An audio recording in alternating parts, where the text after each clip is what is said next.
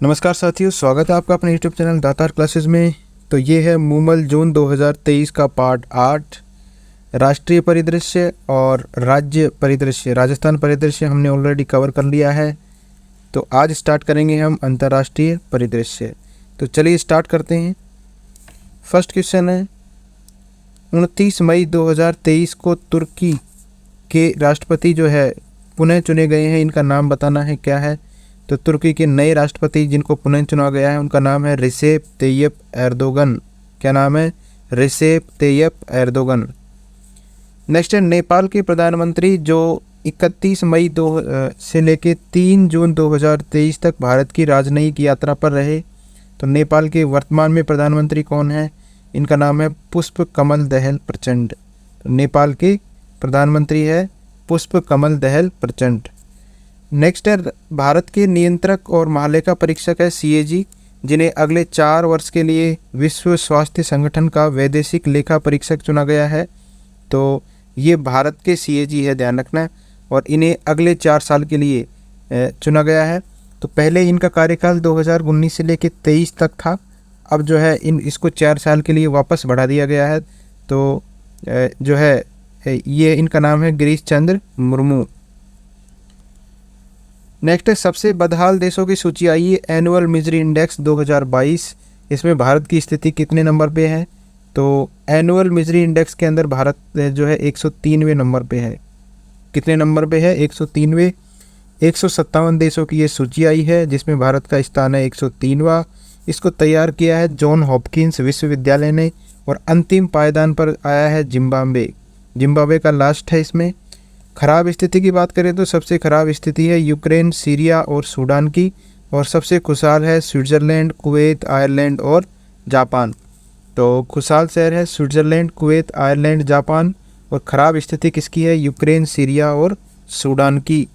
तो 103वां स्थान याद रखिए एनुअल मिजरी इंडेक्स 2022 में भारत का स्थान।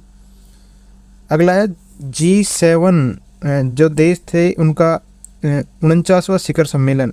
ये 19 मई से लेके 21 मई 2023 को हुआ। ये कहाँ संपन्न हुआ? तो 49वां शिखर सम्मेलन था ये G7 देशों का। और ये हुआ है हिरोशिमा, जापान के अंदर। कहाँ संपन्न हुआ है? जापान के अंदर G7 देशों का 49वां शिखर सम्मेलन। G7 देशों को याद करने के लिए आपको ये देश याद करने होंगे: Canada, France, Germany, Italy, Japan, United kingdom और संयुक्त राज्य अमेरिका। तो ये देश है G7 देश कौन कौन से हैं? Canada, France, Germany, Italy, Japan, UK और संयुक्त राज्य अमेरिका है। नेक्स्ट है, प्रधानमंत्री नरेंद्र मोदी की जो है पपुआ न्यू गिनी और जापान और ऑस्ट्रेलिया यात्रा। तो 3 देशों का दौरा किया है इन्होंने। जापान का दौरा किया है, पपुआ न्यू गिनी का किया है पहली बार, और ऑस्ट्रेलिया का किया है। तो तीनों के जो महत्वपूर्ण तथ्य हैं वो हम देख लेते हैं एक बार। जापान यात्रा के दौरान जब प्रधानमंत्री जी गए तो इन्होंने भाग लिया है G7 में, और तीसरे क्वाड शिखर सम्मेलन में इन्होंने भाग लिया है। तो जापान में तो किस किस में भाग लिया है? G7 में भाग लिया है। और तीसरा क्वाड शिखर सम्मेलन में इन्होंने भाग लिया है।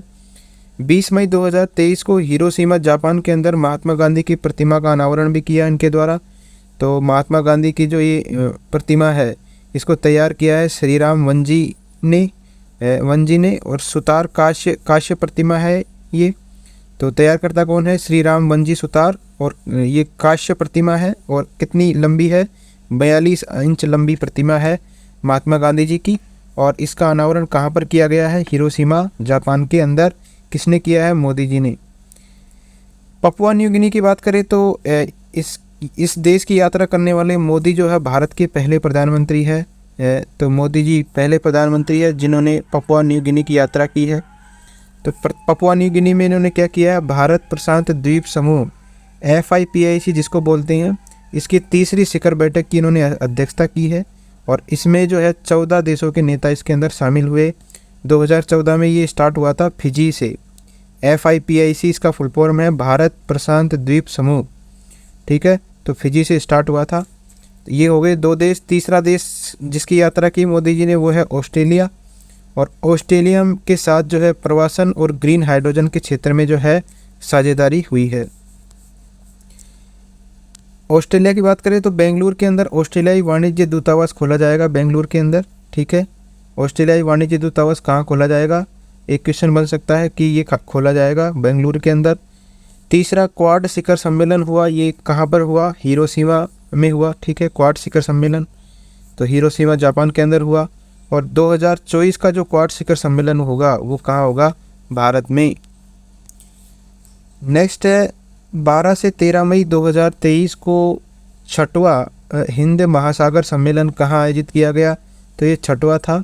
और हिंद महासागर सम्मेलन था तो ये ढाका के अंदर किया गया, बांग्लादेश में। अगला 3 से 4 जुलाई 2023 को संघाई सहयोग सम्मेलन जो है SCO, इसका शिखर सम्मेलन कहाँ आयोजित किया गया, तो संघाई सहयोग संगठन SCO का जो है वर्तमान में अध्यक्ष कौन है, इंडिया। और इसका सम्मेलन आयोजित किया गया है नई दिल्ली के अंदर। तो संघाई सहयोग संगठन का शिखर सम्मेलन कहाँ आयोजित किया गया, नई दिल्ली में। SCO की शुरुआत हुई थी जून 2001 में, संघाई के अंदर हुई थी। और इसके 8 जो है पूर्व सदस्य है। इसके अंदर 6 संस्थापक सदस्य है। कौन कौन से हैं 6 संस्थापक सदस्य संघाई के, चीन है, कजाकिस्तान है, किर्गिस्तान है, रूस है, तजाकिस्तान है और उज्बेकिस्तान है। भारत और पाकिस्तान की बात करें तो 2017 के अंदर ये पूर्ण सदस्य के रूप में ये शामिल हुए थे। तो SCO की शुरुआत हुई 2001 में, भारत और पाकिस्तान इसके सदस्य बने 2017 में। और इसका हाल ही में जो है शिखर सम्मेलन कहाँ आयोजित हुआ है, नई दिल्ली में। नेक्स्ट है 2 जून 2023 को विश्व बैंक के नए अध्यक्ष का पद ग्रहण करने वाले भारतीय मूल के अमेरिकी है। ध्यान रखना, वर्ल्ड बैंक के नए अध्यक्ष जो है ये भारतीय मूल के हैं और इनका नाम है डॉक्टर अजय बंगा। वेरी इंपॉर्टेंट क्वेश्चन है। इससे पहले थी डेविड मालपास, इनका स्थान लिया है अजय बंगा ने। ये 14वें अध्यक्ष बने हैं वर्ल्ड बैंक के और इनका जो कार्यकाल रहेगा वो रहेगा 5 साल का।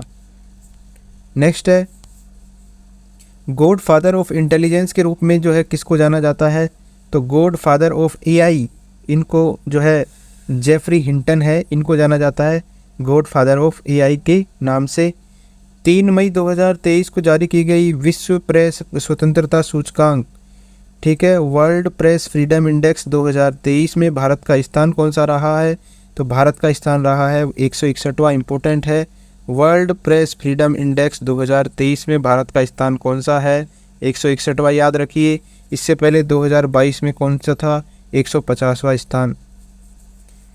नेक्स्ट है संयुक्त राष्ट्र महासभा ने किस दिवस को शून्य अपशिष्ट कचरे के अंतर्राष्ट्रीय दिवस के रूप में वर्ष 2023 से पहली बार मनाया है। अब से हर 30 मार्च को मनाया जाएगा शून्य अपशिष्ट, ठीक है, शून्य अपशिष्ट दिवस एक इसको बोल सकते हैं।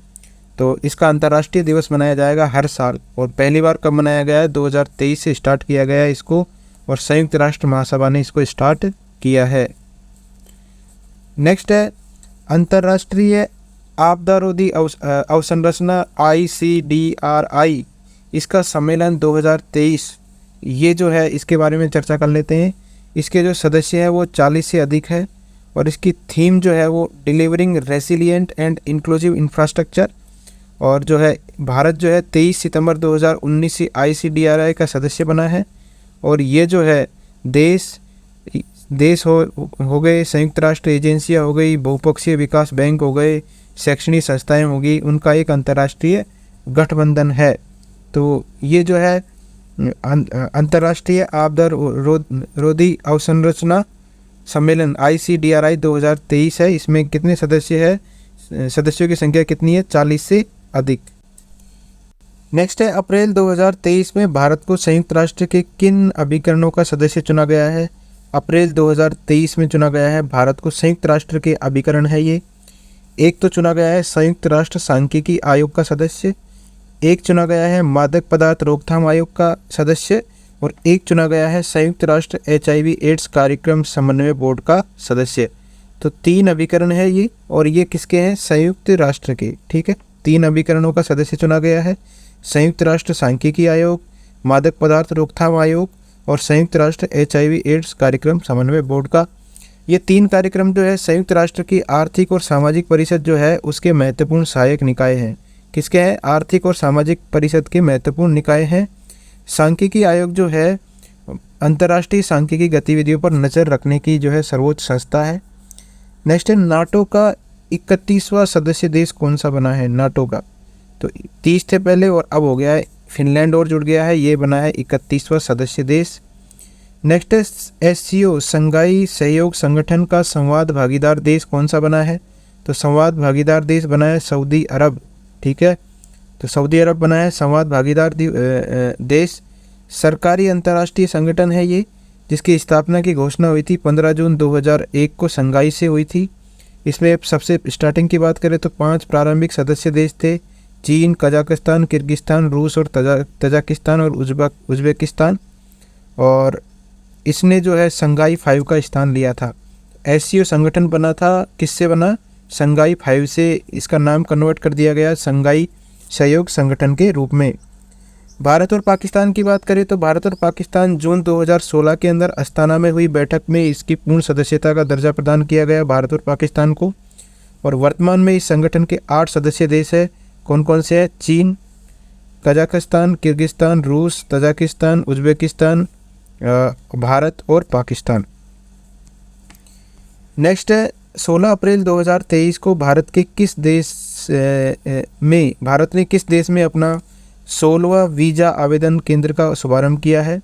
16वां वीज़ा आवेदन केंद्र जहां से आप वीज़ा के लिए अप्लाई कर सकते हो, तो कुश्तियाँ बांग्लादेश से स्टार्ट किया है 16वां वीज़ा आवेदन केंद्र।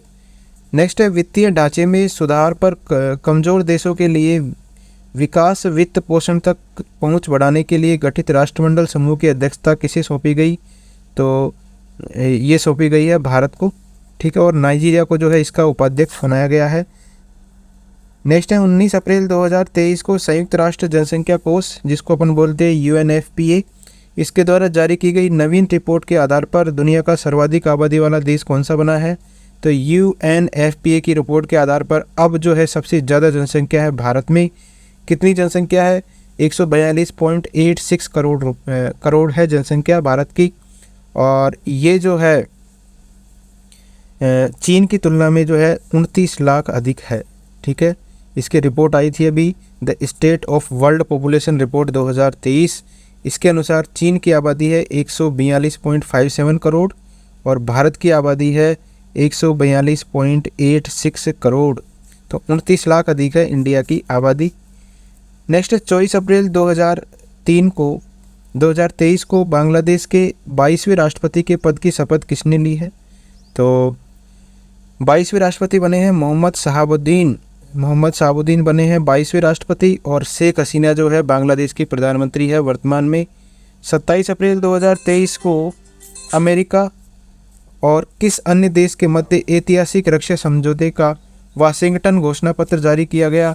तो अमेरिका और दक्षिण कोरिया ने जो है इनके मध्य जो है रक्षा समझौते का वाशिंगटन घोषणा पत्र जारी किया गया है। नेक्स्ट है वायुसेना प्रमुख है VR चौधरी। 5 मई 2023 को श्रीलंका के किस स्थान पर भारत श्रीलंका मैत्री ऑडिटोरियम की आधारशिला रखी गई?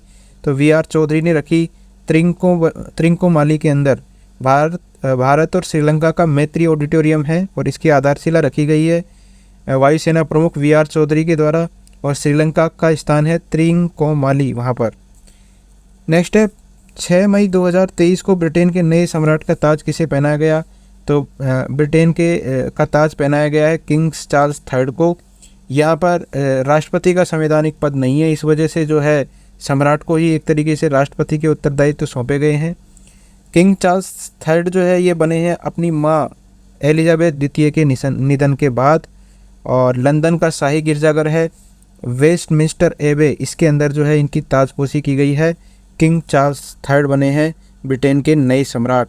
तो ये थे इंटरनेशनल करंट अफेयर्स अप्रैल और मई 2023 के। Thank you friends.